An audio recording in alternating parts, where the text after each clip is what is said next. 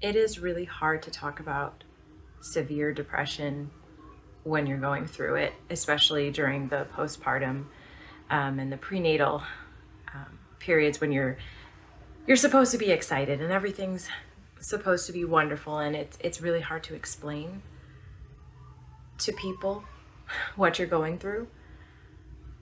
So I struggled a lot with all of my pregnancies, and with my second and third I was on medication to help with it because it was just so bad for so long. But I think there's this idea that it's as straightforward of just reaching out and asking for help. And it's not that simple. It's not that easy. First off, reach out and ask who? The doctor? Ask family, friends. I think a lot of the response that I get that I'm afraid of getting when I'm going through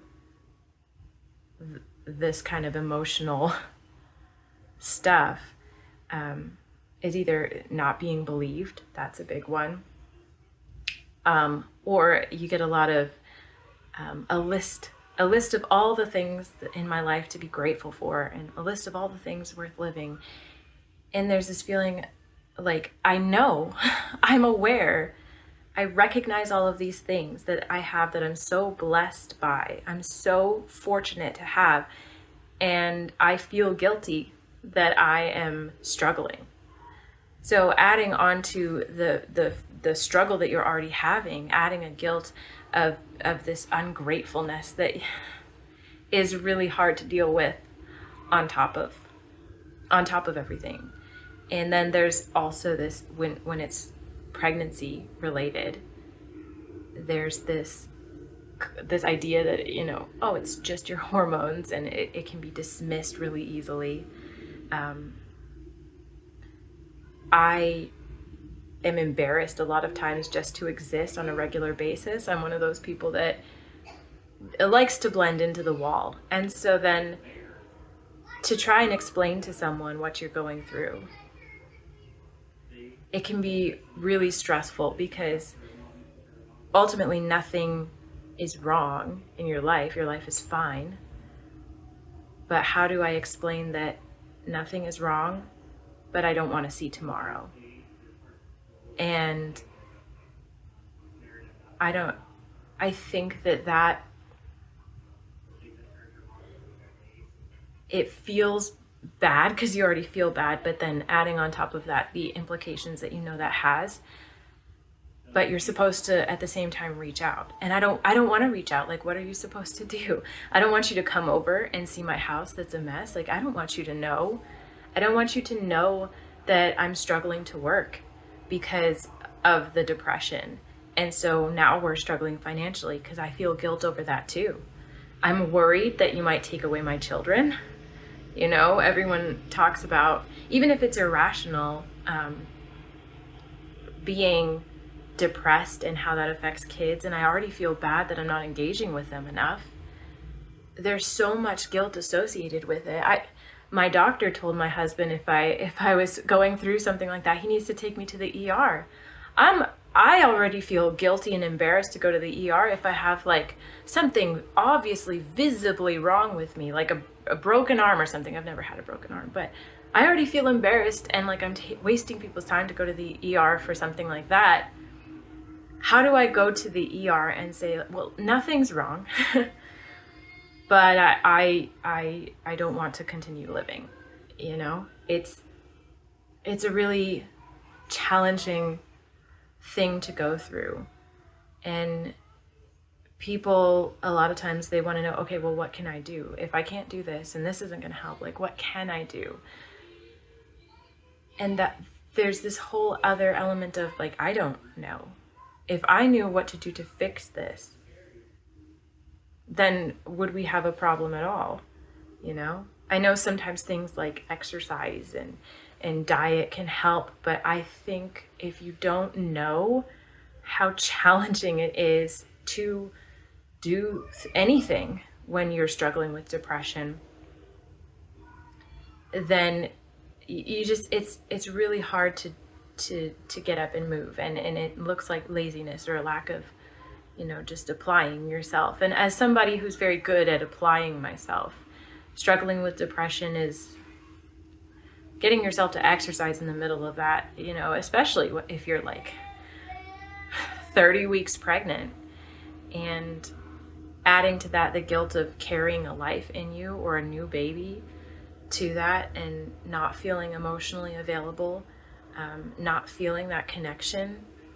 I struggled to feel connected to my child in the womb, and also when they were first born. It was a huge struggle for me, and feeling that guilt when you're supposed to have that natural mothering instinct kick in and it just doesn't, is so unbelievably hard that I don't think everybody experiences that, because if they did, I think it would be easier to recognize,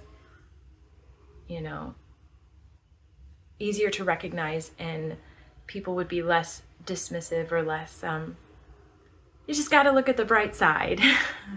Because that, for me, just, it makes you want to not say anything. It makes you want to buckle down and not say anything about it.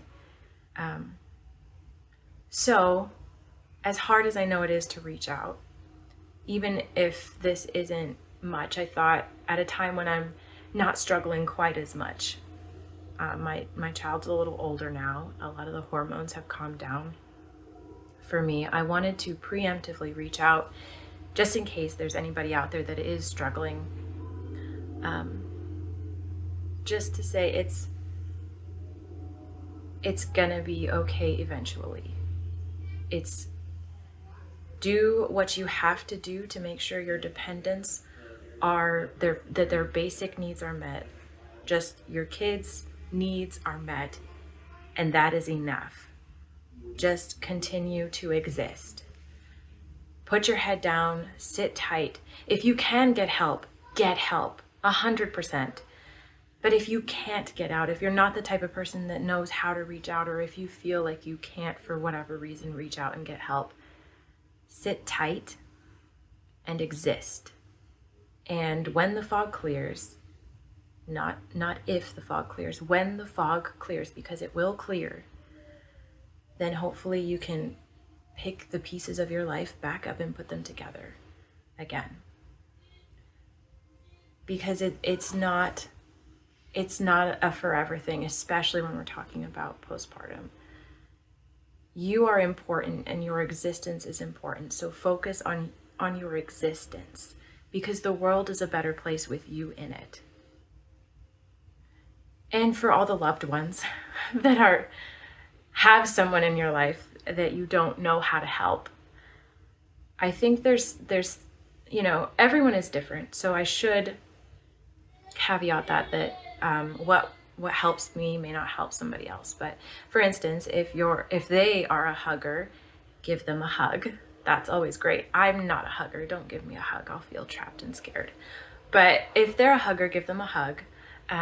Wherever they've holed up, if you're near, you can move their nest to a warm, sunny place and feed and water regularly, just to make sure that they're getting some vitamin D and they're getting the nutrition that they need. That can be helpful. And for certain people, gift cards, services, things like that can be helpful. Childcare, taking the kids out or something to make them feel a little less guilty about any form of neglect that they might see or they might view as being a problem. Send them memes and dad jokes. Those, they might laugh, they might not laugh, but at least it's something that tells them that you're thinking of them without, cluing them in how aware you are that they're struggling, or making them feel awkward about it, or making them feel like they guilty because they aren't looking at the positives in their life or any of that. I think jokes, fun stuff that is distracting. Another thing you can try is asking them for help with something that they're particularly uniquely gifted in, so their specialties or whatever. Because sometimes giving them a distraction, something you actually need help with, giving them a distraction can help to take their mind off themselves, because a lot of what happens with depression is that we turn inward.